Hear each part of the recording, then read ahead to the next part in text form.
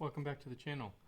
So it's probably going to be a while until we get some more Clone Wars news, but I'm going to try and keep the information flowing as much as I can and give some hints, especially for newer players, in terms of what you can expect in the game, what things to look out for. Today what I want to do is talk about 3 things you might want to consider in terms of a purchase before the Clone Wars comes out. None of these are necessary items, but they are quality of life items that I think you should consider. So the first one would be a play space. So if you're just going to be getting the starter and you just want to do learn to play games, you need a 3x3 space. Now, you can just tape that off, you can do whatever you want. I do recommend getting a playmat though, a nice neoprene playmat. Currently FFG, all of their playmats are sold out. So you'll have to go to a third party, that's fine. I've purchased playmats before from 5th Trooper. I'll leave a comment, a link in the description below, and you could get them there. I've gotten Legion mats from there. I haven't gotten their space mats, but they have 3x3 space mats, and I'm sure that they're a high quality, just like their Legion mats are.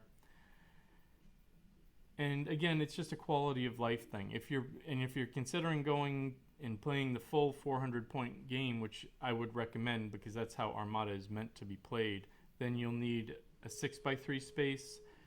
And usually what people do is 2 3x3 mats pushed up alongside of each other. Very few people have 6x3 space mats. Now, beyond that, there are 2 other FFG products that I think you should consider. The first one, if you're going to buy either of these, it would be the second one. But the first one is this one, the Corellian Conflict. So it's not a ship. It's an all-cardboard expansion. It is for a campaign. This is the first campaign expansion that FFG ever released. And this is the one that I would put a little bit lower on the list. The other one that I would recommend is Rebellion in the Rim. And Rebellion in the Rim, I would highly recommend getting this one, especially if you're just going to start with a 200-point starter. The reason being, this campaign is meant to be played with 200-point lists, which means you can play this campaign with your starter right from the start. The Corellian Conflict is meant for 400-point lists, so it's a little bit more out of reach. Now, why do I recommend these? Okay, so the other reason why Rebellion in the Rim is slightly ahead of Corellian Conflict is it does come with some upgrade cards that you can use in the game. They'll still be legal. They'll be the smaller mini size, but they're still legal. So it's just something to expand your collection a little bit. If you're going to get the card pack, you'll get the cards anyways, but this will give you a few more in case the card pack doesn't come with as many as you might want. So there is some usable stuff in this. In the Corellian Conflict, it was all additional squadron variations for Rebel and Imperial squadrons. So if you're not planning on playing Rebels and Imperials, that won't be of any use for you. But the main reason that I would recommend either of these is for objective cards. Your starter is going to come with 4 of each color, so you're going to get 12 objective cards in the starter, so it'll be enough to get you started.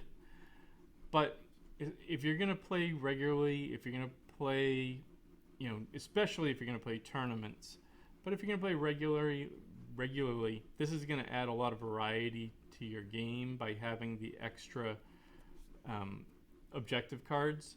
Each of the campaigns comes with 12 additional objective cards that you can use, as well as the obstacles that might be needed for some of these. Some of these require an extra station, or they need different obstacles like gas clouds and a rift or Purgles or Exogorths, that kind of stuff.